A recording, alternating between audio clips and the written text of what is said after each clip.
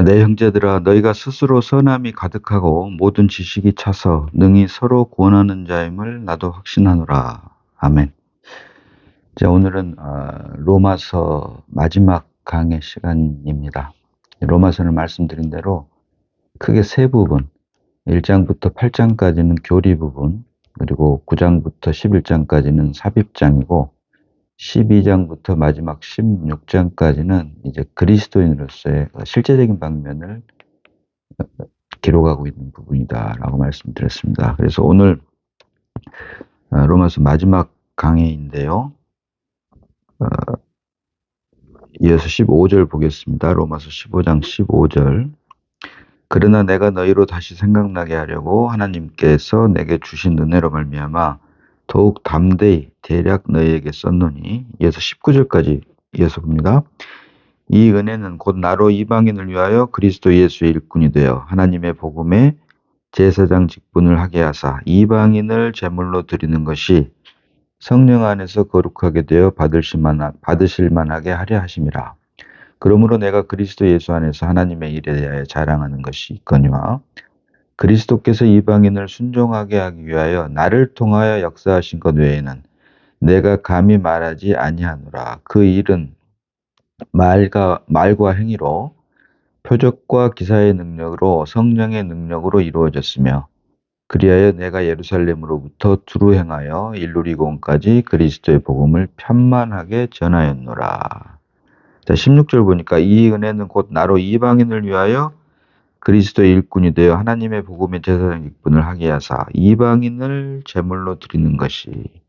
그래서 말씀드렸지만 사도 바울은 이방인의 사도로 하나님께서 부름을 받았다라고 말씀드렸는데요. 갈라디아서 2장 8절 봅니다. 갈라디아서 2장 8절입니다.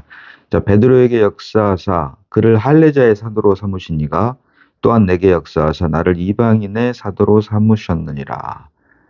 할례자, 곧 유대인의 사도로 베드로를 삼으셨고 이방인, 무할례자, 이방인의 사도로 사도 바울을 부르셨는데 이어서 9절 보니까 또 기둥같이 여기는 야고보와 게바와 요한도 내게 주신 은혜를 알므로 나와 바나바에게 친교의 약수를 하였으니 우리는 이방인에게로 그들은 할례자에게로 가게 하려 함이라.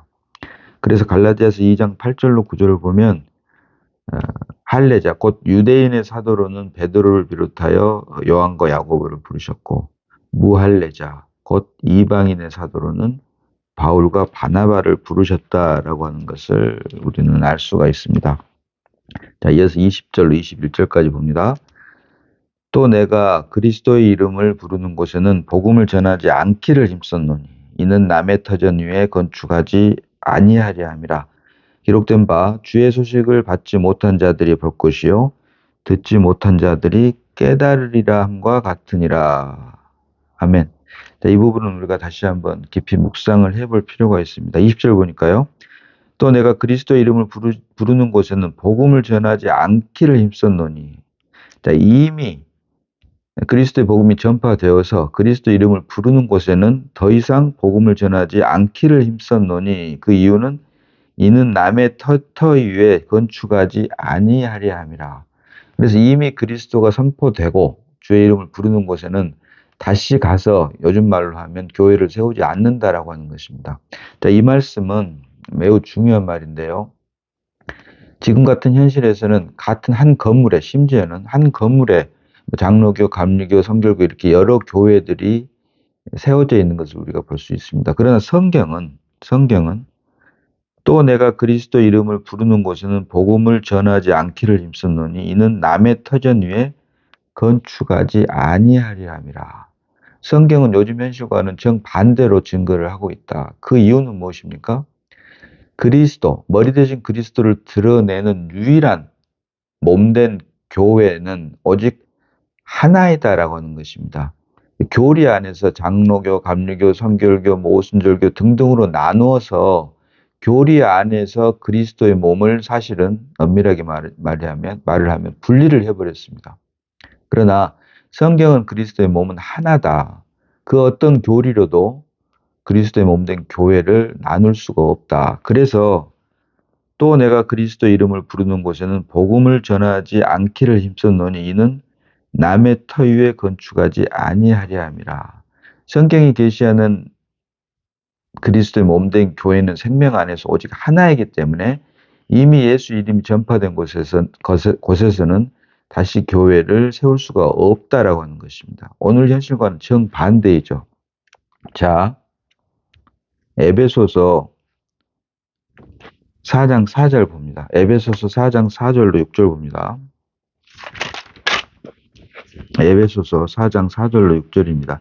자, 몸이 하나요 성령도 한 분이시니 이와 같이 너희가 부르심의 한 소망 안에서 부르심을 받았느니라. 주도 한 분이시요 믿음도 하나요 세례도 하나요 하나님도 한 분이시니 곧 만유의 아버지시라. 만유 위에 계시고 만유를 통일하시고 만유 가운데 계시도다. 아멘. 자, 몸이 하나요. 이것도 여러 번 말씀드렸다시피 몸이 하나요 성령이 하나요 소망이 하나요 주도 하나요 믿음도 하나요 세례도 하나요 하나님도 한 분이시니 생명 안에서 하나님을 믿는 그리스도인들은 사람들이 만들어 놓은 교리나 제도 안에서 나눌 수가 없다라고 하는 것입니다. 그 실제 첫 번째가 바로 몸이 하나요.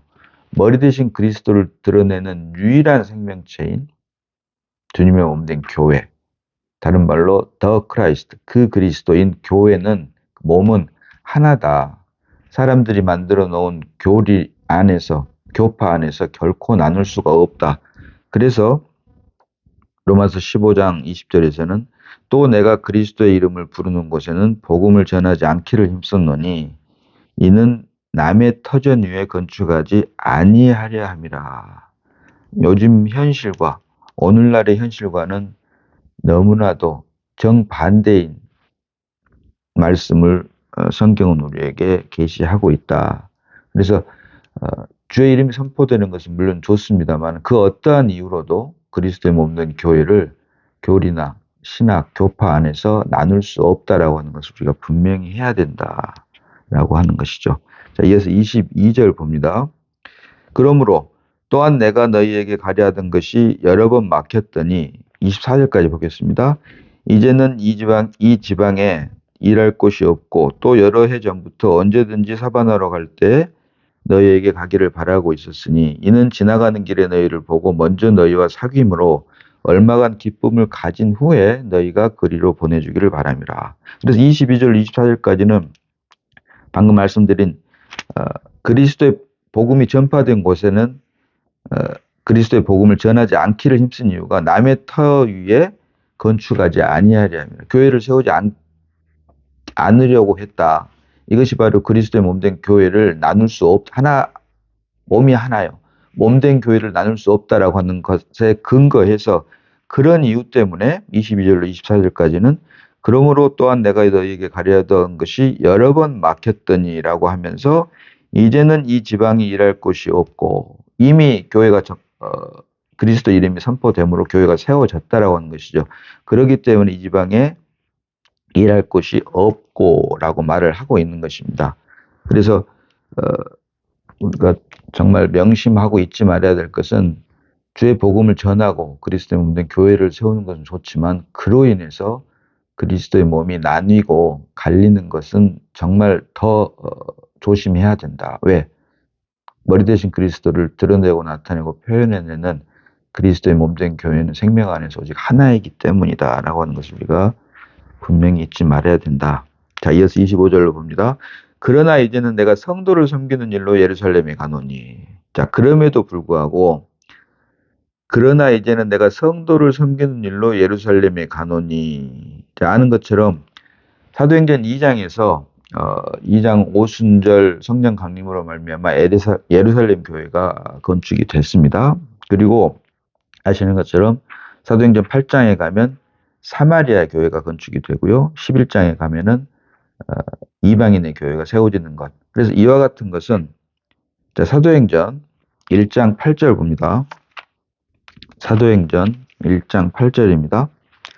오직 성령이 너희에게 임하시면 성령 강림을 말을 하는 거죠. 성령이 너희에게 임하시면 너희가 권능을 받고 예루살렘과 온 유대와 사마리아와 땅끝까지 이르러 내 증인이 되리라 하시니라. 아멘. 그래서 교회가 건축되는 세워지는 그 순서를 보니까 사도행전 1장 8절의 말씀대로 되어가고 있다. 예루살렘과 온 유대와 사마리아와 땅끝 곧 이방까지. 그래서 이 순서대로 사도행전 2장에서 예루살렘 교회가 세워졌고 사도행전 8장에서 사마리아 교회 그리고 사도행전 11장에서 땅끝을 말하는 이방인의 교회가 세워지는데요. 자, 여기서 우리가 한 가지 분명히 봐야 될 것은 그리스도의 몸된 교회는 결코 사람들을 만들어 놓은 교리나 교파, 신학에 의해서 나누어질 수 없다. 그렇기 때문에 이는 남의 터 위에 건축하지 아니하려 함이라. 그러면서 이제는 이 지방이 일할 곳이 없고라고 말을 하는 이유가 바로 여기에 있습니다.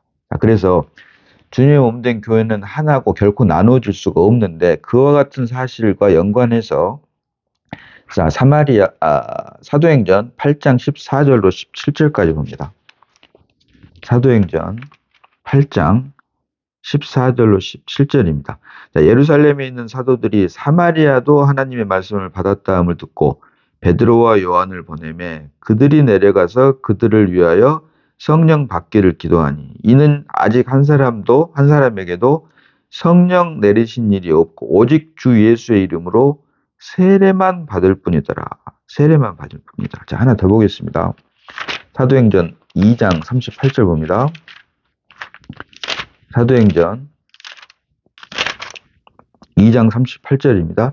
자, 베드로가 이르되 너희가 회개하여 각각 예수 그리스도 이름으로 세례를 받고 죄 사함을 받으라.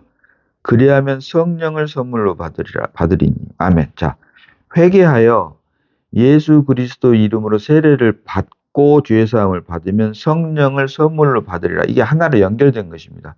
죄 사함, 예수 그리스도 이름으로 받는 세례, 회개, 예수 그리스도 이름으로 받는 세례, 죄사함, 성령. 이건 하나로 묶어진 것이죠.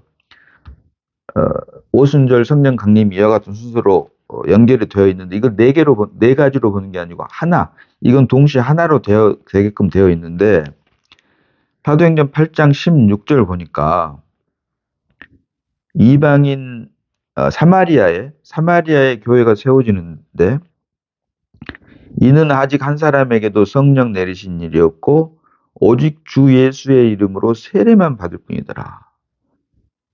회개하고 예수 그리스도의 이름으로 세례를 받으면 침례를 받으면 죄사함을 받게 되고 성령은 선물로 받는 것이죠. 성령은 무슨 행위로 받는 게 결코 아니죠. 그래서 회개와 예수 그리스도 이름으로 받는 침례 세례와 죄사함과 성령은 하나인데 한 묶음인데 그래서 사도행전 2장에서 예루살렘 교회가 세워질 때는 그렇게 해서 예루살렘 교회가 세워졌는데 사도행전 8장 16절을 보니까 이는 아직 한 사람에게도 성령 내리신 일이 없고 오직 주 예수의 이름으로 세례만 받을 뿐이더라.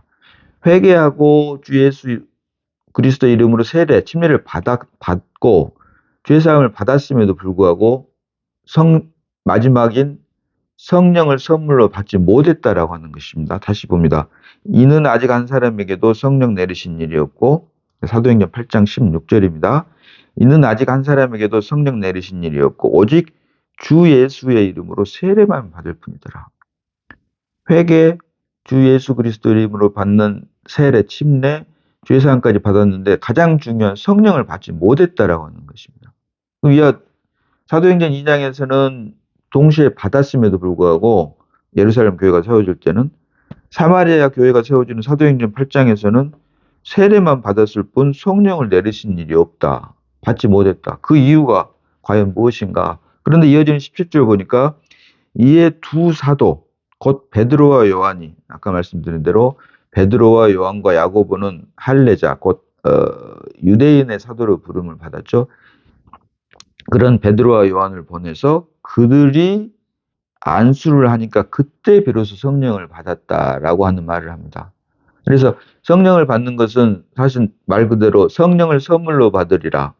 회개하고 주 예수 그리스도 이름으로 세례고 침례를 받고 죄사함을 받으면 성령은 선물로 받는 것인데 사마리아 교회에서는 두 사도인 베드로와 야고보, 유대인의 사도인 베드로와 야고보가 안수를 했을 때 그때 비로소 성령을 받았다라고 말을 하고 있다. 과연 이 이유는 어디에 있는가? 자, 여기에 대한 부분은 제가 다음 시간에라도 따로 사도행전 8장 14절로 17절 말씀을 다루면서 거기에 대한 부분은 다시 한번 다루도록 하겠습니다. 그래서 어찌됐든 몸이 하나이기 때문에 그리스도의 몸된 교회는 사람들이 만들어 놓은 교리나 신학 어떤 제도로도 나눌 수 없다라고 하는 것을 우리가 분명히 해야 된다. 그리고 사도행전 1장 8절이 말하는 성령이 임해서 권능을 받으면 예루살렘과 온 유대와 사마리아와 땅끝 곧 이방인에까지 너희가 내 증인이 되리라 라고 하는 이런 순서로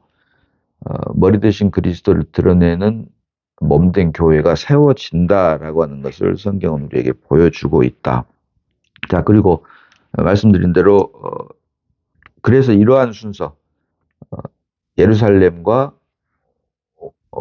예루살렘과 온 유대와 사마리아와 땅끝 이런 순서, 땅끝 곧 이방인 이러한 순서로 교회가 세워지는 것을 사도행전 2장, 8장 그리고 11장에서 우리에게 보여주고 있는 것이죠. 그래서 이와 같은 순서의 그 근거는 사도행전 1장 8절이 말씀드린 대로 1장 8절에 그 근거가 있다라고 하는 것을 우리가 알 수 있는 것입니다. 그래서 그런데 그렇기 때문에 그러나 이제는 내가 성도를 섬기는 일로 예루살렘에 가노니 20절에서는 남의 터 위에 건축하지 아니하려 함이라. 그리고 23절에서는 이제는 이 지방이 일할 곳이 없고 라고 이렇게 이야기를 했는데 25절에 가서는 그러나 이제는 내가 성도를 섬기는 일로 예루살렘에 가노니 다시 이제 예루살렘 교회를 방문을 하게 된다라고 하는 것이죠. 그러면서 26절, 27절까지 읽겠습니다. 29절까지 읽겠습니다. 이는 마게도냐와 아가야 사람들이 예루살렘 성도 중 가난한 자들을 위하여 기쁘게 얼마를 연보하였습니다. 저희가 기뻐서 하였거니와 또한 저희는 그들에게 빚진 자니 만일 이방인들이 그들의 영적인 것을 나눠 가졌으면 육적인 것으로 그들을 섬기는 것이 마땅하니라. 그러므로 내가 이 일을 마치고 이 열매를 그들에게 확증한 후에 너희에게 들렀다가 사바나로 가리라. 내가 너희에게 나아갈 때 그리스도의 충만한 복을 가지고 갈 줄 아노라. 아멘. 그래서 두 번째 다시 예루살렘 교회를 방문하는 것은 그 이유는 27절에 그들이 저희가 기뻐 27절에 저희가 기뻐하였거니와 또한 저희는 그들에게 빚진 자니 만일 이방인들이 그들의 영적인 것을 나눠 가졌으면 육적인 것으로 그들을 섬기는 것이 마땅하니라. 자, 이방인들에게 그리스도의 복음을 전하는 것이 영적인 것이라면 이제 그로 인해 교회가 세워졌으므로 그리스도의 몸된 교회를 자라나게 하는 것입니다. 이것이 바로 육적인 것이죠. 먼저 영적인 것, 그리스도의 생명으로 거듭나게 하고 이제 육적인 것, 그리스도의 생명으로 거듭난 주님의 몸된 교회를 이제 자라게 세워나가는 것을 말을 하는 것이다. 이것은 이방인에게만 적용된 것이 아니라 예루살렘 교회에도 같은 논리가 적용이 되기 때문에 25절에서도 그러나 이제는 내가 성도를 섬기는 일로 예루살렘에 가노니. 자, 교회를 세우는 것 물론 중요하지만 이제 교회를 자라게 하는 것, 그리스도의 생명으로 충만하게 하는 것 역시 중요하다. 그래서 이러한 말을 영적인 것으로 나누어 가졌으면 육적인 것으로 그들을 섬기는 것이 마땅하니라. 마치 베드로와 안드레가 그물을 던지고 있을 때 주님께서 불렀던 것처럼 베드로가 한번 그리스도를 전파하면 3천명 5천 명이 주님 앞에 무릎을 꿇고 주님의 몸된 교회를 세웠던 것처럼 그러나 그것 역시 중요하지만 요한과 야고보가 그물을 깁고 있을 때 새어나가지 않게 그물을 깁고 있을 때 또 요한과 야고보를 주님은 부르셔서 그들을 사용합니다.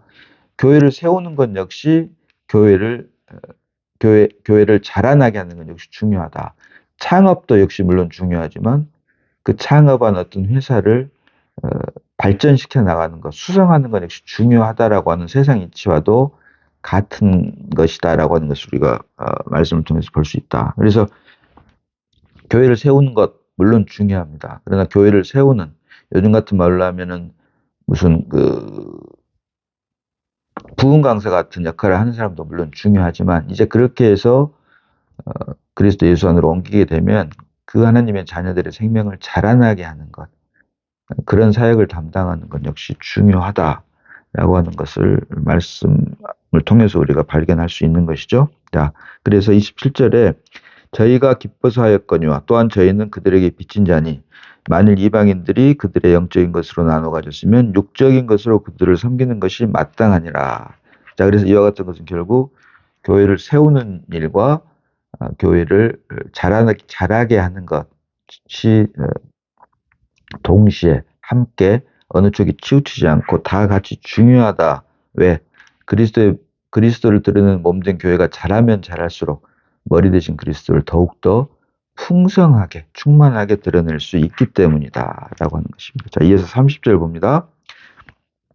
형제들아, 내가 우리 주 예수 그리스도와 성령의 사랑으로 말미암아 너희를 권하노니 너희 기도에 나와 힘을 같이하여 나를 위하여 하나님께 빌어. 자, 이어서 마지막 절 33절까지 봅니다.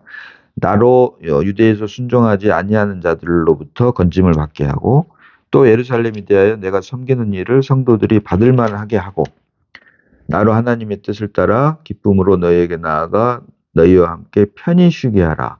평강의 하나님께서 너희 모든 사람들과 함께 계실지어다. 아멘. 여기서 말하는 평강의 하나님이 너희 모든 사람과 함께 계실지어다. 아멘. 이 말씀은 너희 모든 사람, 여기서 말하는 너희 모든 사람은 그리스도 예수 안으로 옮긴 하나님의 생명으로 거듭난 형제 자매들을 말을 하는 것이죠. 그리스도의 몸된 교회를 이루는 지체들. 자, 그래서 로마서 15장 말씀드린 대로 그리스도인으로서 하나님의 생명으로 거듭난 그리스도인으로서 살아가는 그 실제적인 방면, 삶에 대한 말씀을 하고 있는 것입니다. 자, 이어서 이제 마지막 장, 로마서 16장 봅니다. 로마서 16장은 말 그대로 인사말입니다. 인사말. 로마서 16장 22절에 이 편지를 기록하는 나 더디오도 주 안에서 너희에게 문안하노라. 로마서를 기록한 더디오. 이 더디오를 비롯해서 형제, 자매, 친척, 그리고 친척들 중에서도 친척의 권속들, 그리고 가족 중에서 주 안에 있는 자들, 이런 사람들을 모두 합하면 더디오는 말할 것도 없고, 이런 모든 동역자들이 이름만 해서 35명, 이름만 해서 35명이 등장을 하는데요. 그러니까 그 이상이 되겠죠? 왜냐하면 이들의 권속이나 또 가족 중에서 주 안에 있는 자들은 이름을 기록하지 않았기 때문에 등장하는 인물만이 35명이고 실질적으로는 로마서 16장에 등장하는 동역자들은 35명이 훨씬 넘는다라고 할 수가 있고, 그래서 이 모든 주 안에서 동역자가 된 모든 자들에게 사도 바울이 이제 인사말을 하는데 그런 내용으로 되어 있습니다. 특별히 다른 것은 무난한 인사말이고요.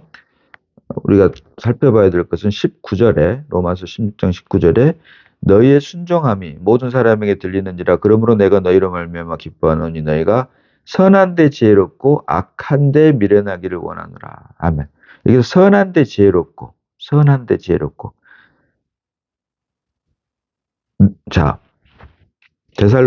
히브리서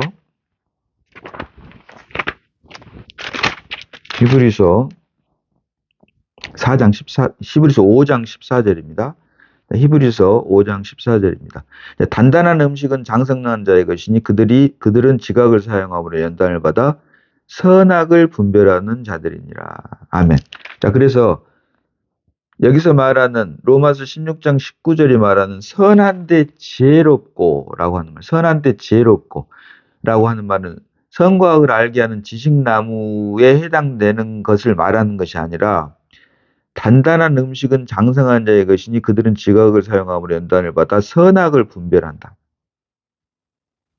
생명의 자락으로 그리스도로 말미암아 선악과의 선과 악이 아닌 생명나무로 말미암은 것인지 선과 악을 알게 하는 지식나무로 말미암은 것인지에 대한 것을 지각을 사용함으로 연단을 받을 만큼 단단한 식물을 먹을 수 있는 생명이 장성한 자를 말을 한다라고 하는 것입니다. 그래서 그와 같은 의미로 선한데 지혜롭고, 여기서 지혜라고 하는 것은 선과 악을 알게 하는 지식나무를 의미하는 지혜가 아니고 생명나무로 말미암은 것인지 지식나무로 말미암은 것인지 일명 선악과로 말미암은 것인지 다른 말로 하면 그리스도로 말미암은 것인지 나로 말미암은 것인지에 대한 것을 선한 데 지혜롭고 그리고 악한 데 미련하기를 원하노라. 여기서 미련하단 말은 멍청하다는 뜻이 아니라 심플이는 심플 단순해라. 그래서 선한 데 지혜롭고 악한 데 미련하기를 원하노라. 이 말은 결국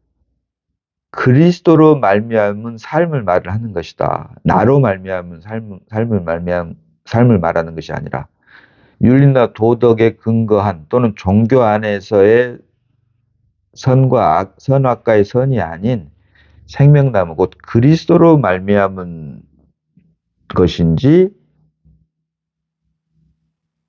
아담 곧 나로 말미암은 것인지 그래서 선한데 지혜롭고 악한데 미련하기를 원하노라 이 말은 나의 모든 삶의 언행 심사가 나로 말미암은 것인지 그리스도로 말미암은 것인지에 대한 분별을 우리가 할 수 있어야 되고 그와 같은 의미로 너희가 선한데 지혜롭고 악한데 미련하기를 원하노라. 물론 나쁜 짓은 하면 안 되죠, 당연히. 그건 사람들 사이에서도 윤리나 도덕 또 종교 안에서 얼마든지 그런 구분은 있는 것이니까요. 그러나 우리 그리스도인들 사람의 생명으로 사는 것이 바로 인생이라면 사람이라면 그리스도인은 말 그대로 그리스도가 사는 사람. 다른 말로 하면 사람의 생명이 아닌 하나님의 생명으로 사는 사람들이기 때문에 사람들이 만들어 놓은 선악의 기준의 표준보다는 훨씬 그 차원이 높은 것이면 말할 것도 없다. 그런 의미로 선한데 지혜롭고 악한데 미련하기를 원하노라라고 말을 하고 있는 것이고요. 또 한 가지 눈여겨봐야 될 부분은 13절입니다. 로마서 16장 13절. 주 안에서 택하심을 입은 루포와 그의 어머니에게 문안하라. 그의 어머니는 곧 내 어머니니라. 아멘. 형제의 어머니는 곧 나의 어머니다. 주님께서 베드로에게 너는 나를 누구라 하느냐 했을 때 베드로가 이를 내게 알게 하니는 혈육이 아니요 하늘에 계신 내 아버지라고 했습니다. 내 아버지. 예수만의 아버지가 바로 하나님입니다. 그런데 주님께서 십자가를 지셨을 때부터 다시 말하면 육체 안에 있지 않고 부활 안에 계실 때부터는 어떻게 바뀌냐면요. 요한복음 19장 봅니다. 요한복음 19장 26절로 27절 봅니다. 요한복음 19장 26절로 27절입니다. 자, 이 말씀은 예수님의 가상칠언에서 두 번째 해당하는 말인데요. 예수께서 자기의 어머니와 사랑하시는 제자가 곁에 서 있는 것을 보시고 자기 어머니께 말씀하시되 여자애 보소서 아들이니이다 하시고 27절로 또 제자에게 이르시되 보라 내 어머니라 하신대 그때부터 그 제자가 자기 집에 모시니라. 아멘. 예수가 자기 어머니에게는 옆에 있는 제자 요한으로 우리가 추측을 할 수가 있는데 요한에게 내 아들이다. 또 요한에게는 마리아를 가리켜 내 어머니다. 다시 말하면 육체 안에서는 내 어머니는 내 어머니고 남의 어머니는 남의 어머니일 뿐이지만 부활 안에서 십자가를 통과하고 부활 안에서는 형제의 어머니가 결국은 내 어머니가 되는 거고 또 내 어머니의 자식도 나뿐만이 아니라 형제의 다시 말하면 동역자 그리스도의 몸된 교회 안에서 같은 지체들이 결국은 하나다라고 하는 것이죠. 그래서 부활 안에서는 어머니 마리아에게 요한을 가리켜 내 아들이다. 또 요한에게는 어머니를 가리켜 내 어머니다라고 말을 하는 것입니다. 이것은 결국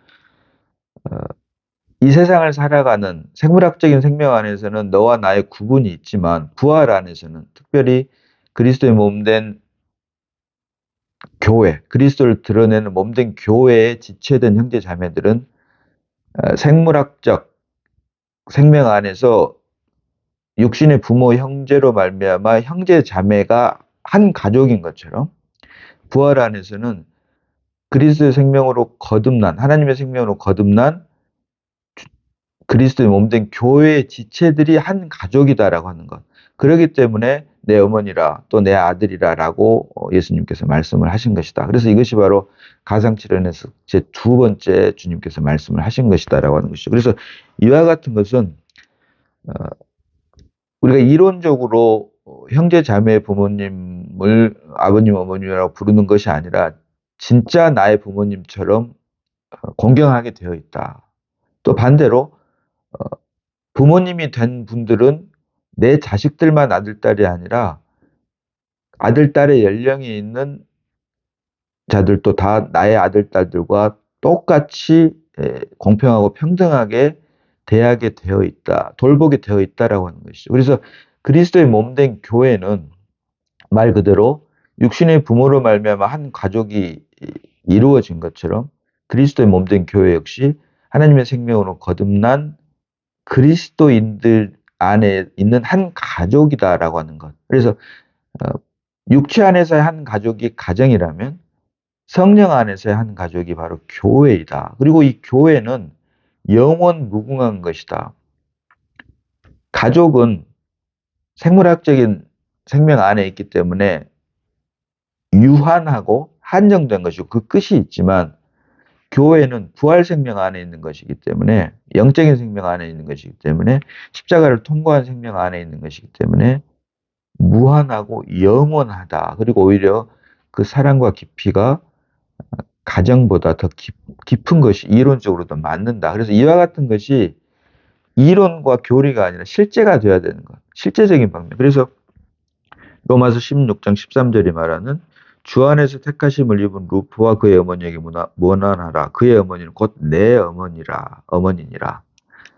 주 안에서 더 실제적으로 말하면 그리스도의 몸된 교회 안에서 있는 모든 지체들은 한 생명이다. 곧 부활 생명 안에서 하나이다라고 하는 것인데 중요한 건 로마서 16장 13절 초반에 주 안에서 택하심을 입은 주 안에서 택하심을 입은 내가 그렇게 하고 싶어서 그렇게 되는 것이 아니라 주 안에서 택하심을 입은 다른 말로 하나님으로부터 부르심을 받은 내가 예수를 믿고 싶어서 믿은 것이 아니라 주님께서 내 안에 생명으로 출생함으로 내 안에 계신 주님으로 말미암아 믿어져 버리는 것처럼 우리가 그리스도의 몸된 교회 안에서 형제 자매가 되는 그 근거는 주 안에서 택하심을 받았기 때문이다. 다른 말로 하면 에베소서에서 말하는 것처럼 예정 안에 있다. 그리스도의 하나님의 예정 안에 있는 것이다. 근데 이것이 창세 전부터 계획하신 하나님의 기쁘신 뜻이다라고 하는 것입니다. 그래서 우리가 생물학적인 생명 안에서 같은 부모로부터 이루어진 가정 역시 너무나도 소중한 것이지만 부활 생명 안에서 주님의 몸된 교회로 세워지는 지체들로 인해서 형제 자매가 된 것은 더더욱 소중하고 이것은 영원 무궁한 것인데 이와 같은 모든 것들이 가정이든 교회든 이러한 모든 것들이 사실은 창세전부터 예정하신 하나님의 기쁘신 뜻 안에 있는 것이다. 그것을 다른 말로 주 안에서 택하심을 입은 우리의 공로가 아닌 전적 하나님의 은혜다라고 하는 것입니다. 그래서 이와 같은 부활 안에서 형제 자매가 된 그로 인해 머리 대신 그리스도를 나타내고 드러내고 표현해내는 유일한 생명체인 주님의 몸된 교회, 다른 말로 그 그리스도, 더 크라이스트에 우리가 지체가 되었다고 하는 것이 또 그것으로 부르심을 입었고 이와 같은 모든 사실들이 창세전부터 계획하신 하나님의 기쁘신 뜻인 곧 하나님의 예정 안에 있는 것임을 우리가 말씀을 통해서 보게 되므로 또 이와 같은 사실들이 보는 순간 실제가 되게 하는 것은 우리의 힘과 노력이 아니라 오직 우리 안에 새 생명 되신 그리스도로 말미암은 것이다. 하나님의 은혜이다.